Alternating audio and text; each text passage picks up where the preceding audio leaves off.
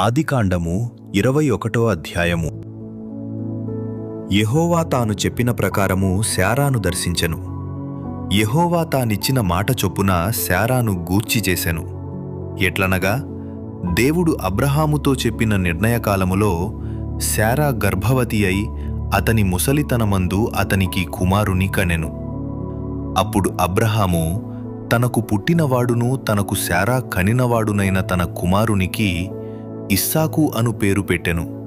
మరియు దేవుడు అబ్రహాము కాజ్ఞాపించిన ప్రకారము అతడు 8 దినముల వాడైన ఇస్సాకు అను తన కుమారునికి సున్నతి చేసెను. అబ్రహాము కుమారుడైన ఇస్సాకు అతనికి పుట్టినప్పుడు అతడు 100 ఏండ్లవాడు. అప్పుడు శారా, దేవుడు నాకు నవ్వు కలుగచేసెను, వినువారెల్లా నా విషయమై నవ్వుదురు అనెను. మరియు శారా పిల్లలకు స్తన్యమిచ్చునని ఎవరు అబ్రహాముతో చెప్పును? నేను అతని ముసలితనమందు కుమారుని కంటిని గదా అనెను. ఆ పిల్లవాడు పెరిగి పాలు విడిచెను. ఇస్సాకు పాలు విడిచిన దినమందు అబ్రహాము గొప్ప విందు చేసెను. అప్పుడు అబ్రహామునకు ఐగుప్తీయురాలైన హాగరు కనిన కుమారుడు పరిహసించుట శారా చూచి, ఈ దాసిని దీని కుమారుని వెళ్ళగొట్టుము. ఈ దాసి కుమారుడు నా కుమారుడైన ఇస్సాకుతో వారసుడై ఉండడు అని అబ్రహాముతో అనెను. అతని కుమారుని బట్టి ఆ మాట అబ్రహామునకు మిక్కిలి దుఃఖము కలుగచేసెను. అయితే దేవుడు, ఈ చిన్నవాని బట్టియు నీ దాసిని బట్టియు నీవు దుఃఖపడవద్దు. శారా నీతో చెప్పు, ప్రతి విషయములో ఆమె మాట వినుము. ఇస్సాకు వలన అయినదియే నీ సంతానమనబడును. అయినను ఈ దాసి కుమారుడును నీ సంతానమే గనుక అతని కూడా ఒక జనముగా చేసెదను అని అబ్రహాముతో చెప్పెను.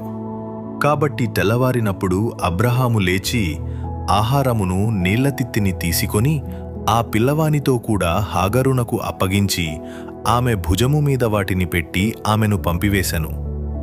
ఆమె వెళ్లి బేర్షెబా అరణ్యములో ఇటూ అటూ తిరుగుచుండెను.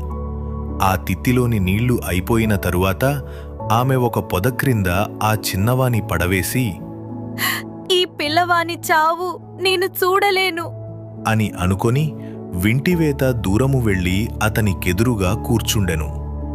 ఆమె ఎదురుగా కూర్చుండి ఎలుగెత్తి ఏడ్చెను. దేవుడు ఆ చిన్నవాని మొరను వినెను.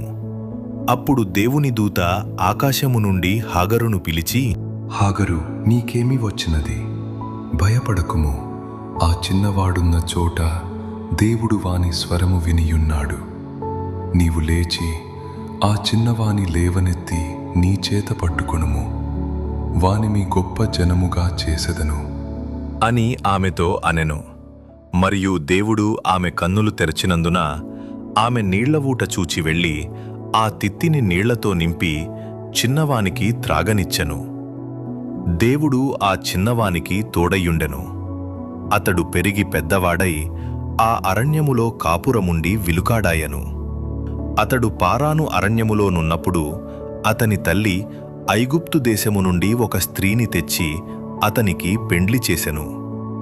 ఆ కాలమందు అబీమెలెకును అతని సేనాధిపతి అయిన ఫీకోలును అబ్రహాముతో మాటలాడి, నీవు చేయు పనులన్నిటిలోనూ దేవుడు నీకు తోడయున్నాడు గనుక నీవు నన్నైనను నా పుత్ర పౌత్రాదులనైనను వంచింపక నేను నీకు చేసిన ఉపకారము చొప్పున నాకును నీవు పరదేశివయ్యున్న ఈ దేశమునకు చేసెదనని దేవుని పేరట ఇక్కడ నాతో ప్రమాణము చేయుము అని చెప్పెను. అందుకు అబ్రహాము, ప్రమాణము చేసెదను అని అనెను. అబీమెలెకు దాసులు బలాత్కారముగా తీసుకొనిన నీళ్ల బావి విషయమై అబ్రహాము అబీమెలెకును ఆక్షేపింపగా, అబీమెలెకు, ఈ పని ఎవరు చేసిరో నేనెరుగను. నీవును నాతో చెప్పలేదు.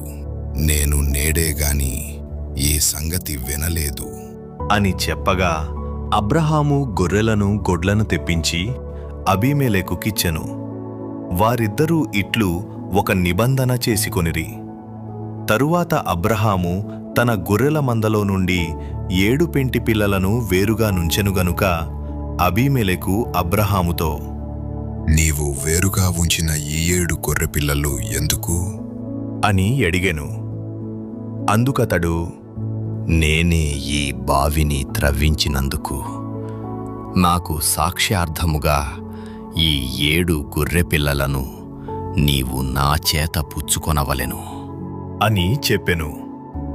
అక్కడ వారిద్దరూ అట్లు ప్రమాణము చేసుకొనినందున ఆ చోటు బేర్షెబా అనబడెను.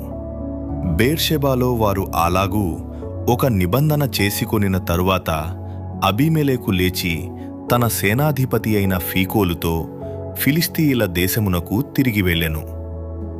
అబ్రహాము బేర్షెబాలో ఒక పిచుల వృక్షము నాటి అక్కడ నిత్యదేవుడైన యెహోవా పేరట ప్రార్థన చేసెను. అబ్రహాము ఫిలిస్తీయుల దేశములో అనేక దినములు పరదేశిగా నుండెను.